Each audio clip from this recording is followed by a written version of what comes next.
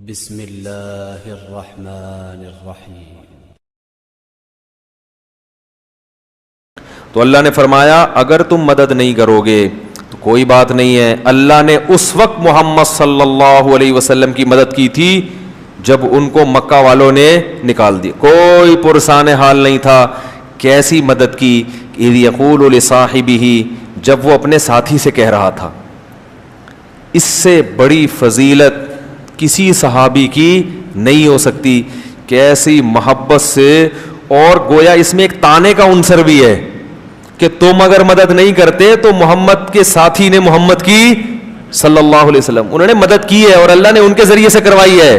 تو گویا اس سے پتا چلا کہ محمد صلی اللہ علیہ وسلم اور ابو بکر یہ ساتھ ساتھ ہیں۔ پوری امت کو اللہ ان کے مقابلے میں لا کے کھڑا کر رہا ہے، اور مقابلے میں حضرت ابو بکر کو نہیں ذکر کیا اللہ نے۔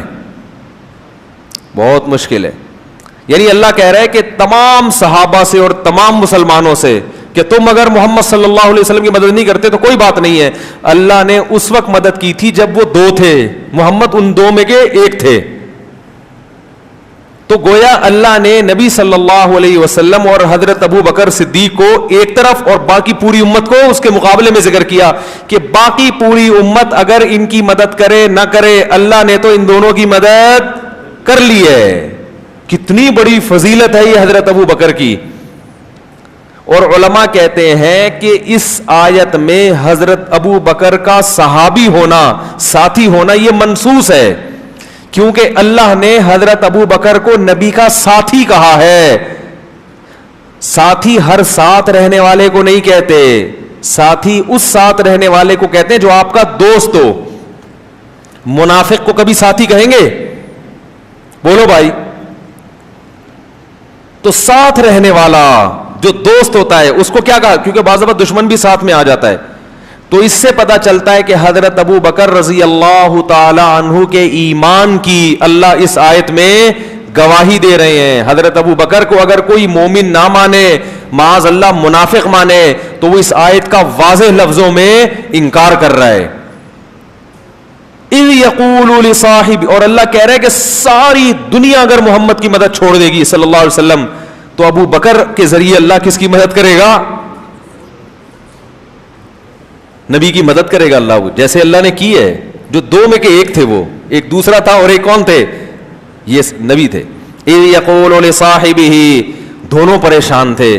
حضرت ابو بکر زیادہ پریشان تھے نبی کی وجہ سے۔ نبی ابو بکر کو کیا دے رہے تھے؟ تسلی۔ عجیب بات ہے، جو جس کی مدد کے لیے آتا ہے تو مدد کرنے والا تسلی دیتا ہے نا۔ یہاں تسلی کون دے رہا ہے؟ نبی۔ یہ نبی کی محبت کی علامت ہے۔ اور ابو بکر کو غم اپنا نہیں ہو رہا تھا، کس کا غم ہو رہا تھا؟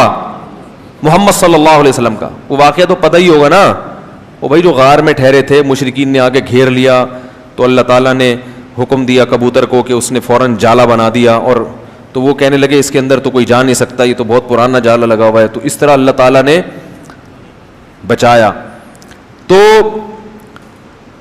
اللہ تعالیٰ نے قیامت تک آنے والے انسانوں کو بتایا کہ اللہ نے ابو بکر کے ذریعے محمد صلی اللہ علیہ وسلم کی مدد کروائی ہے۔ تم اگر نہیں کرو گے تو اللہ نے جب اس وقت کروائی ہے تو اللہ اور دوبارہ ایسے لوگ پیدا کر دے گا۔ وہ الگ بات ہے کہ پھر امت مدد کرتی رہی ہے اور اللہ کو دوبارہ پیدا کرنے کی ضرورت نہیں پڑی۔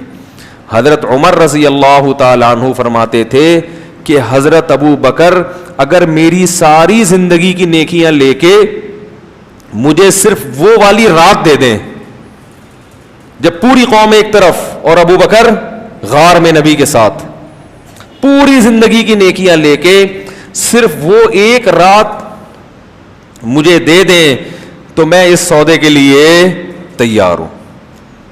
کتنی حضرت عمر کی نیکیاں تھیں، فرمایا ساری لے لو، وہ ایک رات دے دو، کیونکہ اس رات کا جو اللہ نے بڑی شان سے قرآن میں ذکر کیا، ایسا تذکرہ اللہ نے کسی اور رات کا نہیں کیا، ایسی شان سے اللہ نے ذکر کیا۔ اس وقت کو یاد کرو جب یہ دو میں سے، دیکھو آپ یہ بھی کہہ سکتے تھے، اللہ تعالیٰ یوں بھی کہہ سکتے تھے کہ جب محمد صلی اللہ علیہ وسلم اپنے ساتھی کے ساتھ تھے، نا ثانی اثنین، دو میں سے ایک، یہ گویا رتبہ بیان کرنے کے لیے کہ دونوں کیا کیا ہیں، بالکل قریب قریب ساتھی ہیں، قریب قریب۔ تو اللہ ان دونوں میں سے دونوں کو ہر ایک کا دوسرا کہہ رہا ہے، تو یہ بھی بلاغت ہے قرآن مجید کی. تو اسی وجہ سے علماء امت کا اجماع ہے کہ تمام پیغمبروں کے بعد سب سے بڑا مقام کس کا ہے؟ حضرت ابو بکر رضی اللہ تعالیٰ عنہ کا. تو اللہ نے فرمایا اگر تم مدد نہیں کرو گے تو کوئی بات نہیں ہے. اللہ نے اس وقت محمد صلی اللہ علیہ وسلم کی مدد کی تھی جب ان کو مکہ والوں نے نکال دیا. کوئی پرسان حال نہیں تھا. کیسی مدد کی؟ اذ یقول لصاحبہ، جب وہ اپنے ساتھی سے کہہ رہا تھا. اس سے بڑی فضیلت کسی صحابی کی نہیں ہو سکتی. کیسی محبت سے، اور گویا اس میں ایک تانے کا عنصر بھی ہے کہ تم اگر مدد نہیں کرتے تو محمد کے ساتھی نے محمد کی صلی اللہ علیہ وسلم، انہوں نے مدد کی ہے اور اللہ نے ان کے ذریعے سے کروائی ہے. تو گویا اس سے پتا چلا کہ محمد صلی اللہ علیہ وسلم اور ابو بکر یہ ساتھ ساتھ ہیں. پوری امت کو اللہ ان کے مقابلے میں لا کے کھڑا کر رہا ہے، اور مقابلے میں حضرت ابو بکر کو نہیں ذکر کیا اللہ نے. بہت مشکل ہے. یعنی اللہ کہہ رہا ہے کہ تمام صحابہ سے اور تمام مسلمانوں سے کہ تم اگر محمد صلی اللہ علیہ وسلم کی مدد نہیں کرتے تو کوئی بات نہیں ہے. اللہ نے اس وقت مدد کی تھی جب وہ دو تھے، محمد ان دو میں کے ایک تھے. تو گویا اللہ نے نبی صلی اللہ علیہ وسلم اور حضرت ابو بکر صدیق کو ایک طرف اور باقی پوری امت کو اس کے مقابلے میں ذکر کیا کہ باقی پوری امت اگر ان کی مدد کرے نہ کرے، اللہ نے تو ان دونوں کی مدد کر لی ہے. کتنی بڑی فضیلت ہے یہ حضرت ابو بکر کی. اور علماء کہتے ہیں کہ اس آیت میں حضرت ابو بکر کا صحابی ہونا، ساتھی ہونا یہ منصوص ہے، کیونکہ اللہ نے حضرت ابو بکر کو نبی کا ساتھی کہا ہے. ساتھی ہر ساتھ رہنے والے کو نہیں کہتے، ساتھی اس ساتھ رہنے والے کو کہتے ہیں جو آپ کا دوست ہو. منافق کو کبھی ساتھی کہیں گے؟ بولو بھائی. تو ساتھ رہنے والا جو دوست ہوتا ہے اس کو کیا کہا؟ کیونکہ بعض دفعہ دشمن بھی ساتھ میں آ جاتا ہے. تو اس سے پتا چلتا ہے کہ حضرت ابو بکر رضی اللہ تعالی عنہ کے ایمان کی اللہ اس آیت میں گواہی دے رہے ہیں. حضرت ابو بکر کو اگر کوئی مومن نہ مانے، معاذ اللہ منافق مانے، تو وہ اس آیت کا واضح لفظوں میں انکار کر رہا ہے. اذ یقول لصاحب، اور اللہ کہہ رہا ہے کہ ساری دنیا اگر محمد کی مدد چھوڑ دے گی صلی اللہ علیہ وسلم تو ابو بکر کے ذریعے اللہ کس کی مدد کرے گا؟ نبی کی مدد کرے گا اللہ، جیسے اللہ نے کی ہے. جو دو میں کے ایک تھے، وہ ایک دوسرا تھا اور ایک کون تھے؟ یہ نبی تھے. اذ یقول لصاحبہ، دونوں پریشان تھے. حضرت ابو بکر زیادہ پریشان تھے نبی کی وجہ سے. نبی ابو بکر کو کیا دے رہے تھے؟ تسلی. عجیب بات ہے، جو جس کی مدد کے لیے آتا ہے تو مدد کرنے والا تسلی دیتا ہے نا. یہاں تسلی کون دے رہا ہے؟ نبی. یہ نبی کی محبت کی علامت ہے. اور ابو بکر کو غم اپنا نہیں ہو رہا تھا. کس کا غم ہو رہا تھا؟ محمد صلی اللہ علیہ وسلم کا. وہ واقعہ تو پتہ ہی ہوگا نا. وہ بھائی جو غار میں ٹھہرے تھے، مشرکین نے آگے گھیر لیا تو اللہ تعالیٰ نے حکم دیا کبوتر کو کہ اس نے فوراً جالا بنا دیا. اور تو وہ کہنے لگے اس کے اندر تو کوئی جا نہیں سکتا، یہ تو بہت پرانا جالا لگا ہوا ہے. تو اس طرح اللہ تعالیٰ نے بچایا. تو اللہ تعالیٰ نے قیامت تک آنے والے انسانوں کو بتایا کہ اللہ نے ابو بکر کے ذریعے محمد صلی اللہ علیہ وسلم کی مدد کروائی ہے. تم اگر نہیں کرو گے تو اللہ نے جب اس وقت کروائی ہے تو اللہ اور دوبارہ ایسے لوگ پیدا کر دے گا. وہ الگ بات ہے کہ پھر امت مدد کرتی رہی ہے اور اللہ کو دوبارہ پیدا کرنے کی ضرورت نہیں پڑی. حضرت عمر رضی اللہ تعالیٰ عنہ فرماتے تھے کہ حضرت ابو بکر اگر میری ساری زندگی کی نیکیاں لے کے مجھے صرف وہ والی رات دے دیں جب پوری قوم ایک طرف اور ابو بکر غار میں نبی کے ساتھ، پوری زندگی کی نیکیاں لے کے صرف وہ ایک رات مجھے دے دیں تو میں اس سودے کے لیے تیار ہوں. کتنی حضرت عمر کی نیکیاں تھیں. فرمایا ساری لے لو، وہ ایک رات دے دو. کیونکہ اس رات کا جو اللہ نے بڑی شان سے قرآن میں ذکر کیا، ایسا تذکرہ اللہ نے کسی اور رات کا نہیں کیا. ایسی شان سے اللہ نے ذکر کیا. اس وقت کو یاد کرو جب یہ دو میں سے، دیکھو آپ یہ بھی کہہ سکتے تھے، اللہ تعالیٰ یوں بھی کہہ سکتے تھے کہ جب محمد صلی اللہ علیہ وسلم اپنے ساتھی کے ساتھ تھے، نا ثانی اثنین، دو میں سے ایک. یہ گویا رتبہ بیان کرنے کے لیے کہ دونوں کیا کیا ہیں, بالکل قریب قریب ساتھی ہیں, قریب قریب. تو اللہ ان دونوں میں سے دونوں کو ہر ایک کا دوسرا کہہ رہا ہے. تو یہ بھی بلاغت ہے قرآن مجید کی. تو اسی وجہ سے علماء امت کا اجماع ہے کہ تمام پیغمبروں کے بعد سب سے بڑا مقام کس کا ہے؟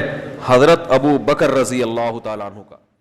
تو اللہ نے فرمایا اگر تم مدد نہیں کرو گے تو کوئی بات نہیں ہے. اللہ نے اس وقت محمد صلی اللہ علیہ وسلم کی مدد کی تھی جب ان کو مکہ والوں نے نکال دیا, کوئی پرسان حال نہیں تھا.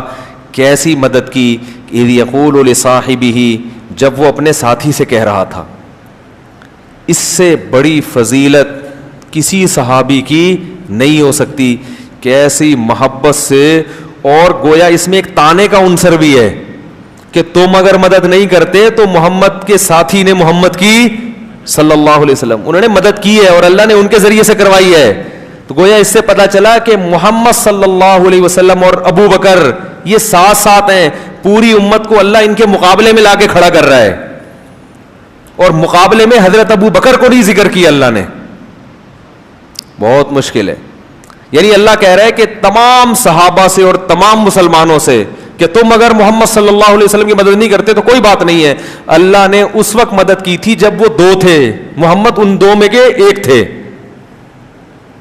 تو گویا اللہ نے نبی صلی اللہ علیہ وسلم اور حضرت ابو بکر صدیق کو ایک طرف اور باقی پوری امت کو اس کے مقابلے میں ذکر کیا کہ باقی پوری امت اگر ان کی مدد کرے نہ کرے, اللہ نے تو ان دونوں کی مدد کر لی ہے. کتنی بڑی فضیلت ہے یہ حضرت ابو بکر کی.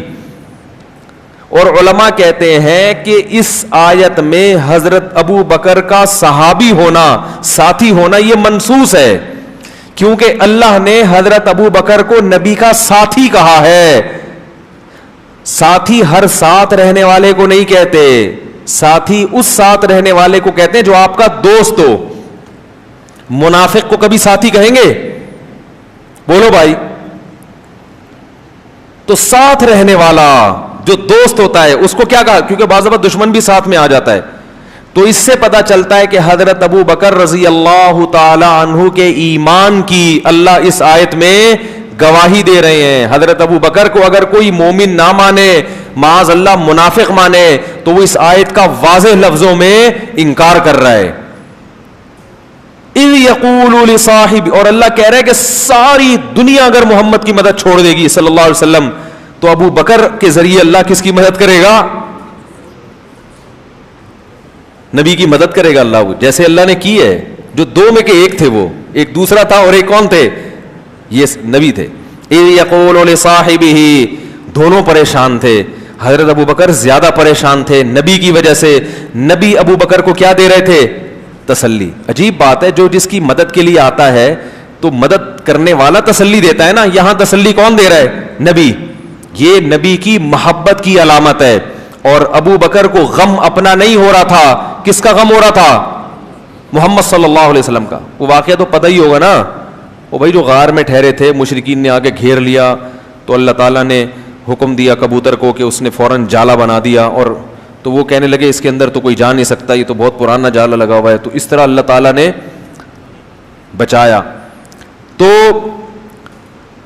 اللہ تعالیٰ نے قیامت تک آنے والے انسانوں کو بتایا کہ اللہ نے ابو بکر کے ذریعے محمد صلی اللہ علیہ وسلم کی مدد کروائی ہے. تم اگر نہیں کرو گے تو اللہ نے جب اس وقت کروائی ہے تو اللہ اور دوبارہ ایسے لوگ پیدا کر دے گا. وہ الگ بات ہے کہ پھر امت مدد کرتی رہی ہے اور اللہ کو دوبارہ پیدا کرنے کی ضرورت نہیں پڑی.